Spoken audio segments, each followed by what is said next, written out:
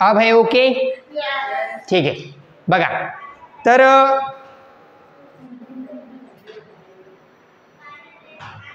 हां, तर हे बघा याच्यामध्ये चॅप्टर आपला सेकंड सुरू आहे, life process in living organism part 1. आपण मी या आधीच्याच सेशनमध्ये सांगितलं की 9th स्टँडर्डला सुद्धा आपण काही लाईफ प्रोसेस पाहिलेला आहे, एक्सरेशन, ट्रान्सपोर्टेशन आणि त्यानंतर कंट्रोल आणि कोऑर्डिनेशन. यानंतर आता या लेसनमध्ये सेकंड जो लेसन आहे आपला, एनर्जी प्रोडक्शन आणि सेल डिव्हिजन, ह्या 2 लाईफ प्रोसेस आपल्याला बघायचे आहे. तर त्यातली आपण फर्स्ट लाईफ प्रोसेस बघूया. याच्या आधी आपल्याला एक क्वेश्चन विचारला होता, what is the respiration and how does it occur. त्याच्या संदर्भातच आपल्याला या ठिकाणी एक डायग्राम दिलेली आहे आणि या डायग्रामचे आपण काय करूयात, ऑर्गन्स बघून घेऊया. तुम्ही बघू शकता हे आपले रेस्पिरेटरी सिस्टीम आहे.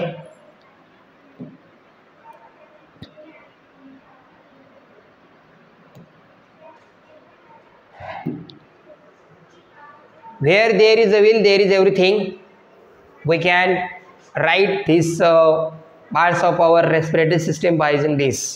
Anybody tell me what is the first box answer? इथं आपण काय लिहिणार, काय लिहिणार आपण या ठिकाणी, नसल कॅव्हिटी किंवा आपण त्याला नोज म्हणतो, बरोबर आहे. नसल कॅव्हिटी येते, त्याच्यामध्ये नोजचा पार्ट येतो, नोजचा. इथून जेवढ्या भागामध्ये आपल्याला सर्दी होते, जेवढा पार्टचं काम डिस्टर्ब होतं, नसल कॅव्हिटी. त्याच्यानंतर हे सेकंड काय आहे, हे माउथ आहे, हे काय आपलं माउथ. त्याच्यानंतर हे काय आहे, याला शब्द दिला आहे, वरचा जो पार्ट आहे तो तुमचा येतो फॅरिंग्स, बरोबर. काय नाव आहे त्याचं, फॅरिंग्स येतं, फॅरिंग्स. आणि त्याच्यानंतर हे दुसरं जे येतं हे येतं लॅरिंग्स, लॅरिंग्स. दोघांमध्ये काय फरक आहे, दोघांमध्ये काय फरक आहे. एक जो आहे आपला हा जो पाठीमागचा भाग आहे, हा फॅरिंग्स म्हणजे काय, घशाचा भाग आहे, घसा, बरोबर आहे. आणि त्या घशापासूनच खाली एक आपली रेस्पिरेटरी सिस्टीमची एक मेन पाईप आहे, तो स्टार्ट होतो, त्याला लॅरिंग्स शब्द आहे. लॅरिंग्स म्हणजे काय, श्वास नलिका, जिथून स्टार्ट होतो. आपल्या इथं 2 ट्यूब आहे, एक श्वास नलिका आणि एक अन्न नलिका आहे, बरोबर. एक एलिमेंटरी कॅनल सुरू होती तिथून, जिथनं आपलं अन्न जातं, अन्न पाणी. दुसरं जे आहे ते लॅरिंग्स आहे, लॅरिंग्स ज्यातनं काय करतो, आपला गॅस पास होतो, ठीक आहे. त्यानंतर इकडचं हा जर बघितलं, आपल्याला 2 काय आहेत, लंग्स आहेत, आणि ह्या लंग्समध्ये गॅस एंटर होतो आपल्या ह्या लॅरिंग्समधून, बरोबर आहे. त्याच्यानंतर हे काय, हे छोटा पाईप हे लॅरिंग्सला जोडलेला, त्याला काय म्हणतात, ब्रॉन्ची शब्द आहे. त्याला काय शब्द आहे, ब्रॉन्ची. ब्रॉन्ची हा शब्द कसा आला, तर आपल्या जसं आपण एका झाडाला असे काय असतात, ब्रँचेस असतात, तर त्याला ब्रॉन्ची शब्द दिला आहे. हा जो मेन पाईप आहे हा समजा लॅरिंग्स आहे तुमचा, हा त्याच्यातनं गॅस एंटर होतो, तिथून जो आपल्या कशामध्ये जातो, लंग्समध्ये एंटर होतो गॅस. त्या लंग्समध्ये एंटर होत असताना हा जो मेन पाईप आहे, ह्या मेन पाईपला दुसरा शब्द आहे, हा तोच शब्द आहे ब्रॉन्ची. आणि त्या ब्रॉन्चीला छोट्या छोट्या ब्रँच आहे. एक मिनटं ह्या ही लाईन बघा कशी ड्रॉ केलेली या ठिकाणी. हा जो पार्ट येतो का, हा काय तुमचा ब्रॉन्ची आहे, आणि त्याला पुढं ज्या छोट्या छोट्या ब्रँच असतात, ह्या छोट्या छोट्या ह्या ब्रँचिओल झाल्या. काय झाल्या, ब्रँचिओल. त्याला श्वसनी म्हणतात. काय शब्द, त्याला श्वसनी शब्द आहे. हे जे आहेत हा श्वसनिका आहे. आणि त्याच्यानंतर हे जे छोटे छोटे तुम्हाला अंगूर सारखं दिसायला लागलं, बरं का, हे काय दिसतंय तुम्हाला, अंगूर सारखं जे दिसतंय, याला काय म्हणतात, आल्विओली. काय काम आहे त्याचं, त्याचं काम आहे गॅस जे आहेत ते स्टोअर करून ठेवायचा, गॅसला स्पेस जमा करून ठेवायची. जसं आपल्या घरी गोडाऊन असतं, गोडाऊन काय असतं, गोडाऊन असतं, त्याच्यामध्ये आपण साहित्य माल साठवून ठेवतो. तसं या ठिकाणी आपण गॅसच्यासाठी जी जागा उपलब्ध करून द्यायची, तर ती कुठं, आल्व्हिओलीमध्ये उपलब्ध करून द्यायची. त्याच्यानंतर हा काय आपला, हा तुमचा श्वासपटल म्हणतो आपण याला. आणि हा जो श्वासपटल आहे त्याला शब्द आहे डायफ्राम. काय शब्द आहे, डायफ्राम. याचं काय काम आहे, याचं काम आहे की ज्यावेळी आपण रेस्पिरेट करतो, इनहेल करतो गॅस, तर त्यावेळी इनहेल करताना तो जो डायफ्राम आहे हा जो आहे हा डायफ्राम, हा जो डायफ्राम आहे हा काय होतो असा, त्याचा शेप असा रिलॅक्समध्ये असा असतो. ज्यावेळी आपण गॅस एंटर केला, ज्यावेळी लंग्स रेस्पिरेट करायला लागलो तो असा होतो, त्याचा आकुंचन पावतो, तो आखडला जातो. तो ज्यावेळी आपण लंग्स फ्री करतो, सोडून देतो, तो रिलॅक्स होतो. बरोबर आहे. याचं काय काम आहे, लंग्सला रेस्पिरेशनसाठी हेल्प करायचं, लंग्सला रिलॅक्स होण्यासाठी हेल्प करायचं काम कोणाचं आहे, डायफ्रामचं. तर हे आपलं रेस्पिरेटरी सिस्टीम आहे. त्याच्यानंतर आपण पुढे जाऊया. आता पुढे आपल्याला काय क्वेश्चन विचारले त्यांनी, बघा जाऊया. आपल्याला आधी एक क्वेश्चन विचारला होता, रेस्पिरेशन म्हणजे काय, what is mean by respiration आणि ते कसं होतं. तर त्या ठिकाणी आपल्याला त्या ठिकाणी सांगितलं रेस्पिरेशन म्हणजे काय. रेस्पिरेशनमध्ये आपण पाहिलं 2 लेवलचं रेस्पिरेशन आहे, एक आहे बॉडी लेवलचं आणि एक आहे सेल्युलर लेवलचं. बॉडी लेवलचं कोणतं, ज्याच्यामध्ये आपण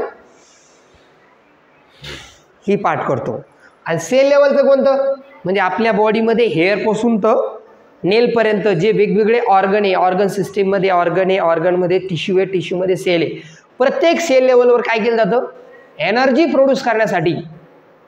प्रोड्यूस करण्यासाठी आपण जे फूड कन्झ्युम केलं, जे खाल्लं आणि जो गॅस घेतला ऑक्सिजन, हा ऑक्सिजन आणि ते फूड, त्या दोघांपासून काय होते, एनर्जी तयार होते. पुढं सेल लेवलवरती तेच आपल्याला एक्सप्लेन केलेलं आहे की बॉडी लेवलवर काय होतं, oxygen and carbon dioxide are exchange between body and surrounding. काय करतं त्याच्यामध्ये, बॉडी आणि सराउंडिंग लेवलवरती काय केलं जातं, ऑक्सिजन आणि कार्बन डायऑक्साईड हे काय केले जातात, एक्सचेंज केले जातात.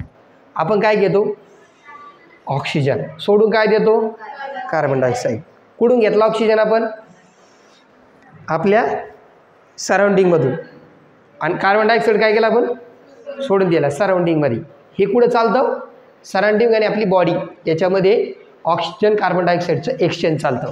एक घ्या एक द्या, सांस को अंदर लो, सांस को बाहर छोड़ दो. पाठीमागे एक रामदेव बाबाचं आलं होतं. रामदेव बाबा एक गोष्ट सांगित होते कि मैंने योग में पढ़ाया, बोले एक बहू को कि सांस अंदर लो सांस बाहर लो. उन्होंने क्या कर दिया, अपनी जो सांस है घर वाली, घर की सांस, उस सांस को बाहर छोड़ दिया, फिर अंदर ले लिया, बाहर छोड़ दिया, फिर अंदर ले लिया. ऐसा थोडी होत आहे. तर हे बॉडी लेवलच्या रेस्पिरेशनमध्ये काय होतं, तर सराउंडिंग आणि बॉडी यांच्यामध्ये काय होतं, एक्सचेंज होतं. काय एक्सचेंज होतं, ऑक्सिजन आणि कार्बन डायऑक्साईड. ऑक्सिजन का घ्यायचं, कारण एनर्जी प्रोडक्शनसाठी ऑक्सिजन पाहिजे. कार्बन डायऑक्साईड का सोडायचं, कारण ती एनर्जी तयार करत असताना बाय प्रोडक्ट तयार होत असतो. जे तयार झालं ते खराब आहे, ते आपल्या उपयोगाचं नाही. ते जर ठेवलं तर त्याचे दुष्परिणाम होऊ शकतात. बरोबर, ते सोडून देण्यातच मजा आहे. काही काही प्रॉब्लेम हे सोडून दिल्यानंतर सॉल्व्ह होत असतात, सोडून द्यायचे असतात काही काही प्रॉब्लेम, आहे की नाही. चला पुढे जाऊया. हे बॉडी लेवलचं झालं. सेल्युलर लेवलवर काय होतं, in a case of cellular level food stuff are oxidize. आपण जे अन्नपदार्थ खाल्ले त्याचं होतं ऑक्सिडेशन. कसं, with or without help of oxygen. ऑक्सिजनच्या उपयोगातून किंवा ऑक्सिजन नसताना, ऑक्सिजन असताना आणि ऑक्सिजन नसताना. ऑक्सिजन असताना एक रेस्पिरेशन होतं सेल लेवलचं, आणि ऑक्सिजन नसताना एक होतं, ते असतं तुमचं विदाउट हेल्प ऑफ ऑक्सिजन. मग ऑक्सिडेशन म्हणजे काय, त्याच्याविषयी पुढं परत क्वेश्चन आहे आपल्याला. तर इथं आपल्याला 3 गोष्टी कळाल्या. काय काय 3 गोष्टी कळाल्या, की रेस्पिरेशन हे आपल्या बॉडीमध्ये 2 प्रकारचं होतं. एक बॉडी लेवलचं होतं आणि एक सेल लेवलचं होतं. मग बॉडी लेवलवर काय होतं, क्वेश्चन तयार करू शकता. How the body level respiration is occur, or what happen in the body level respiration. There is the exchange of oxygen and carbon dioxide in our body and the surrounding. Okay. आणि तुम्ही body लेवलवर काय, sale लेवलचं काय सांगू शकता, there is a food stuff which are oxidants with help or without help of oxygen. कुठं होतं हे, सेल लेवलवर. सेल म्हणजे कुठं, बॉडीच्या प्रत्येक पार्टच्या, प्रत्येक ऑर्गनच्या, प्रत्येक सेल टिश्यूच्या प्रत्येक सेलमध्ये हे रेस्पिरेशन होतं. पुढं 3 क्वेश्चन आपल्याला विचारले. पहिला क्वेश्चन विचारला काय विचारलं पहिला क्वेश्चन, हाऊ मेनी ॲटम्स, पुढं कार्बन, हायड्रोजन, ऑक्सिजन, पुढं respectively present in the molecule of glucose. आपल्याला आधी ग्लुकोजचा मॉलिक्युलर फॉर्म्युला माहिती पाहिजे. Anybody know the formula of glucose, जे गोड लागतं आपल्याला, गोड काय बोललं मी? शाबाश, जोरदार टाळ्या झाल्या पाहिजे एकदा. Very good. मॉलिक्युलर फॉर्म्युलाच माहिती नाही काय लोकांना. वॉटरचा मॉलिक्युलर फॉर्म्युला काय? मी तुम्हाला सांगितलं होतं बघा, पुढे सांगेन आता. ठीक आहे. कार्बन किती याच्यामध्ये? 6 आहे. हायड्रोजन किती आहे? 12 आहे. ज्याला डोळे त्याला दिसतं. आणि ऑक्सिजन पण किती आहे? 6 आहे. याच्याशी रिलेटेड पूरक क्वेश्चन विचारला, which type of chemical bonds present between all this atoms.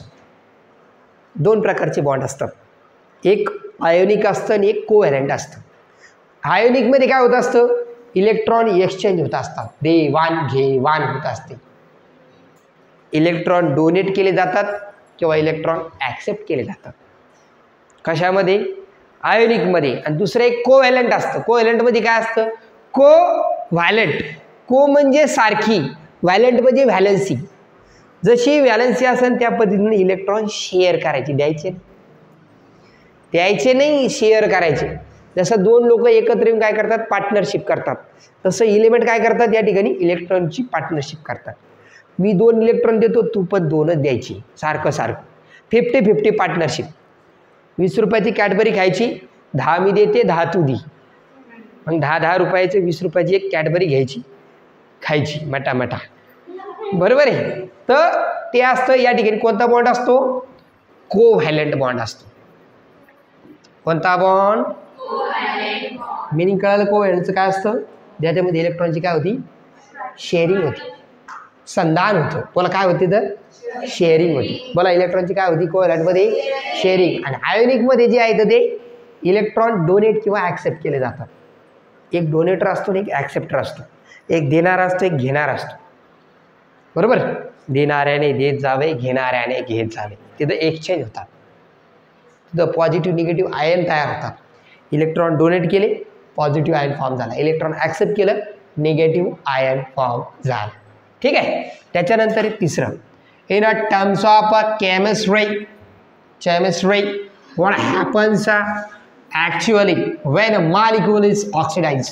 जेव्हा एखादं मॉलिक्यूल ऑक्सिडाइज होत असतं तेव्हा नेमकं केमिस्ट्रीमध्ये, नेमकं त्या केमिस्ट्रीच्या भाषेमध्ये त्याला नेमकं काय म्हणतात?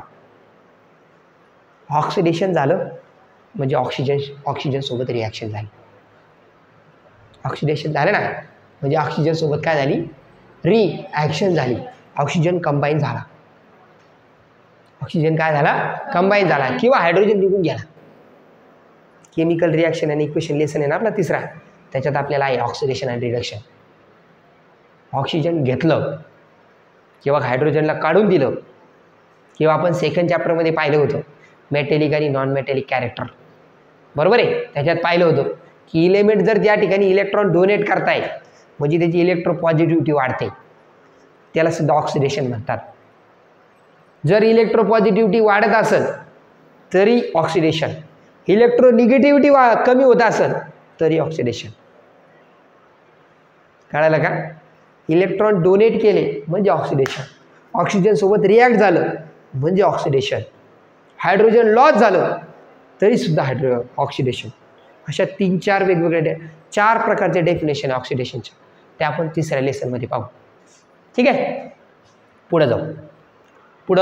पुढचा जो पार्ट आहे आपण उद्या पाहूया. ठीक आहे.